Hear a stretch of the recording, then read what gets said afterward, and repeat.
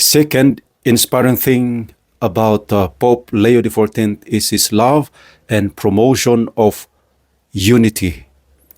In his motto alone, which is in Illo Uno Unum, we can really see that this Pope is serious about church unity.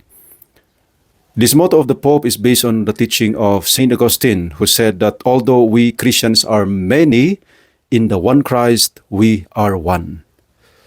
Ito po ang nakaka-inspire sa Santo Papa natin. Of course, nung kakaupo niya po na Santo Papa, maraming mga tao ang research, naghanap ng history, kung sino ba ito, ano yung background niya, ano yung turo niya, ano yung life niya. Ako din, pati ako, ganun yung ginawa ko.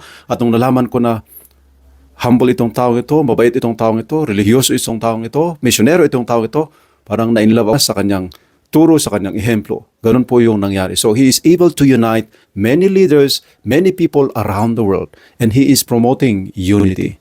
Alam niyo po mga kapatid, ang nakakasira sa simbahan kung minsan, yung leader pa ang cause ng division. Pag yung leader ang cause ng division, talagang problema yun.